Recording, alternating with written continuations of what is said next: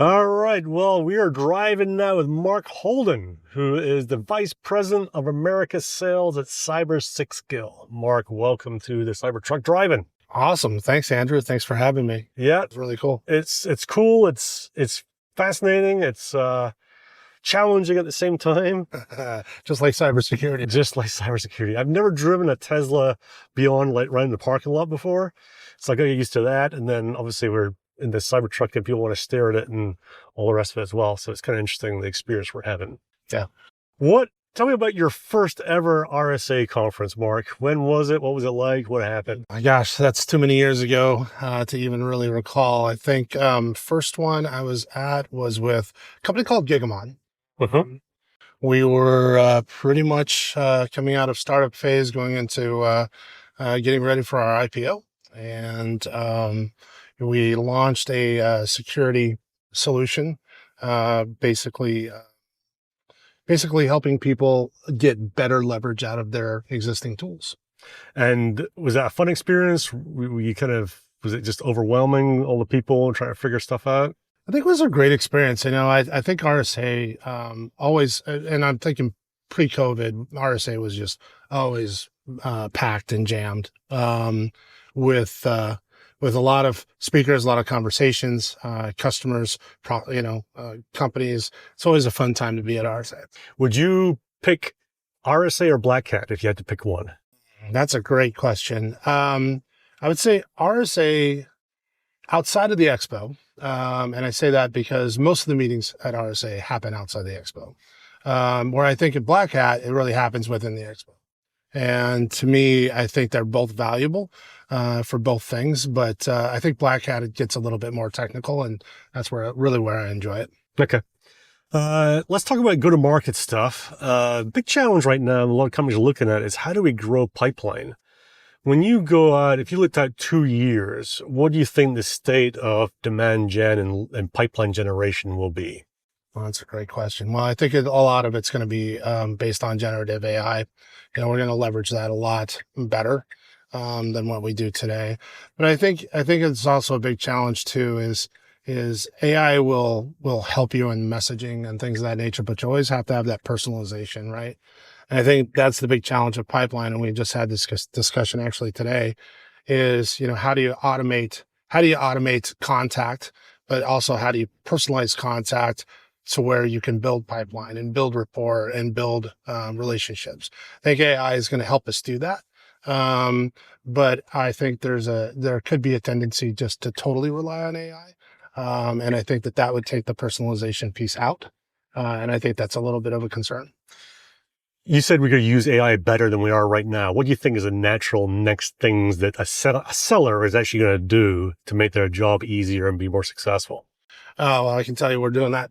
We're kind of doing that today. So we use Gong. Gong is fantastic. And even for, follow up after an initial meeting, we've got the recording on a Gong call.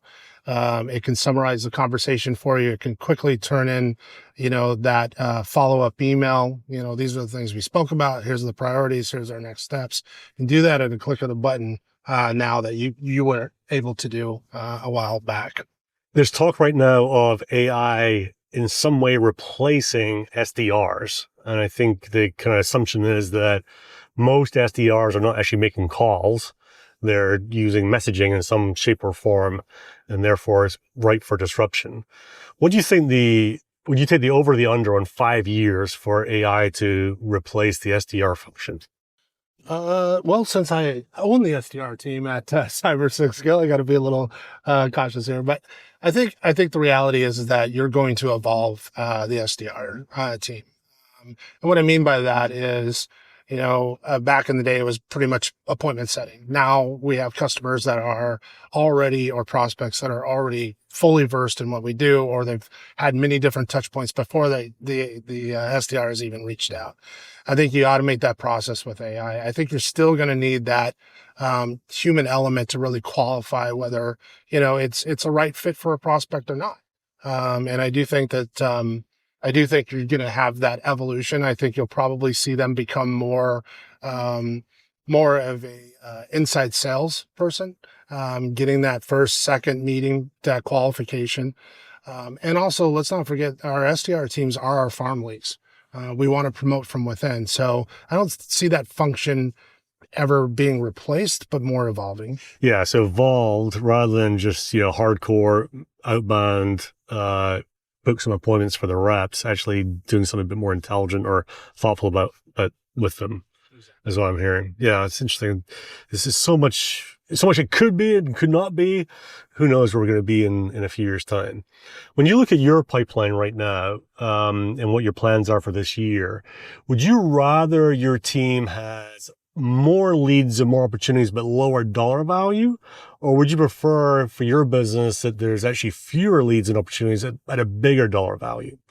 I think it's the latter. And, when we talk about pipeline, there's always two aspects to it. There's unqualified pipeline and qualified pipeline, right?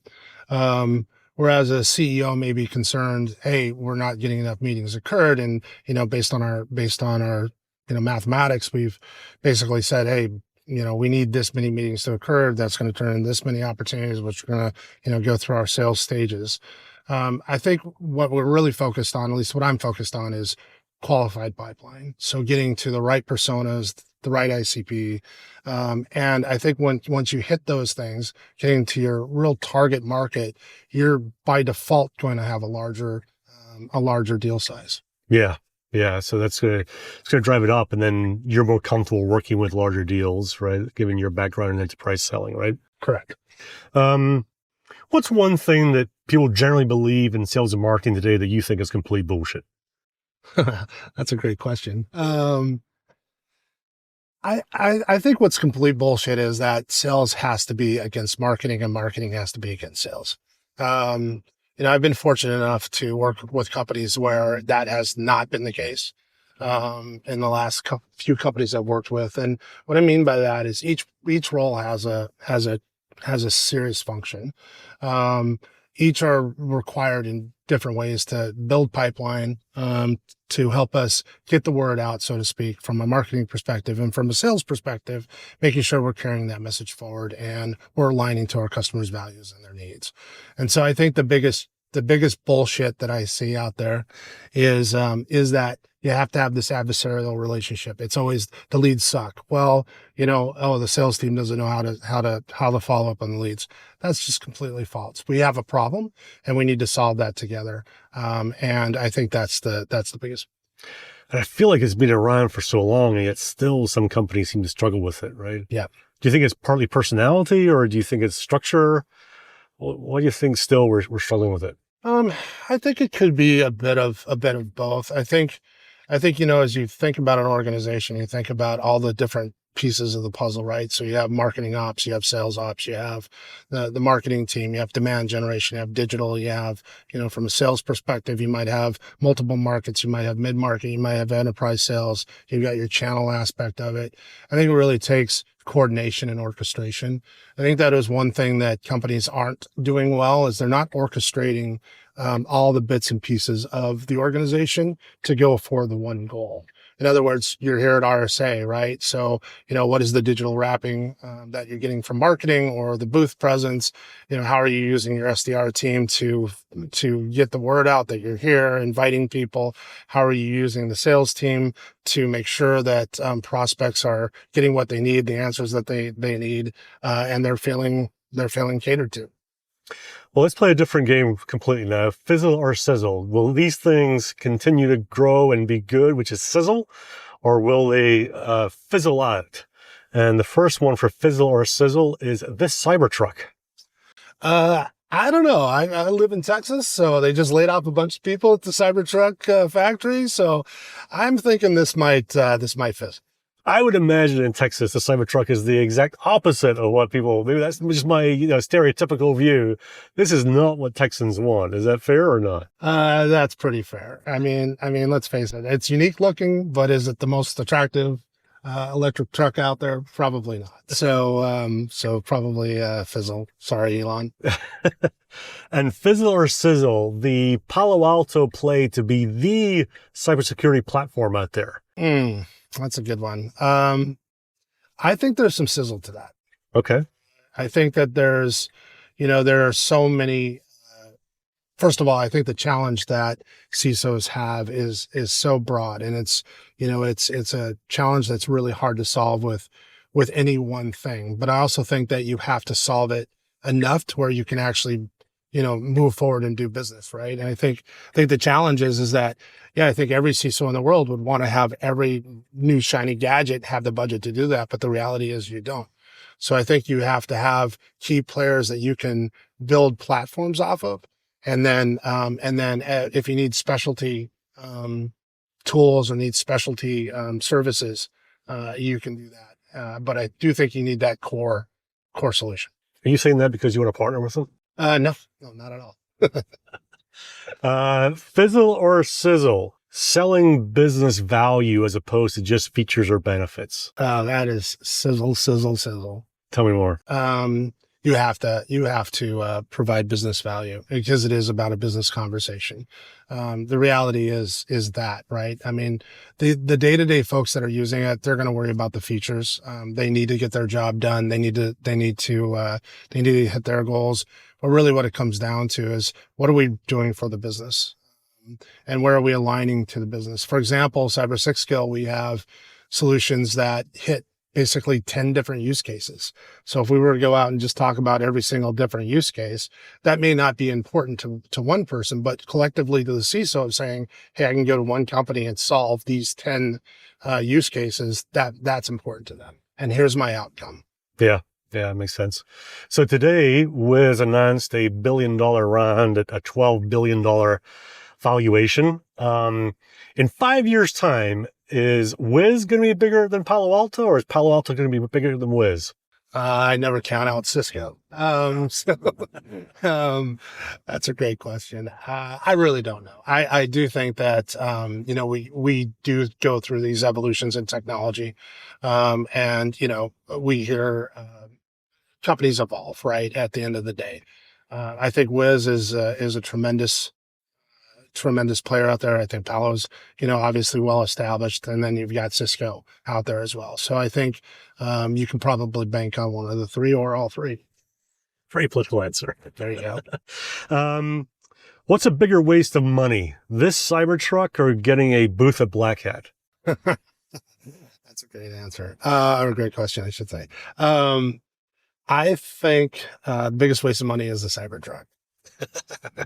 And what's a bigger waste of time, driving around in San Francisco traffic at a standstill, or listening or reading all the sales training stuff on LinkedIn these days? You mean all the different frameworks that are available and how everybody has a different framework for this and a different framework for that. We just used to call them methodologies, but now we're frameworks, right? And so, honestly, I think there's value in everything you do. I think there's value in driving around and from this perspective and seeing the city, spending time with you. I also think there's a lot of value in LinkedIn and looking at these different frameworks and getting different ideas from different folks. I think we as sales leaders don't do a great enough job of getting together as a community and really sharing best practices and best ideas. I'm starting to see that change, which is great. But I think there's more to be done there. And probably the most important question of the day is, do you think Taylor Swift and Travis Kelce will get past the postseason? I think they're getting married. You do? I do. I see. You're an wedding. optimist. I see a wedding in there, or she just released 31 songs on her latest album. He's going to get at least 62 songs.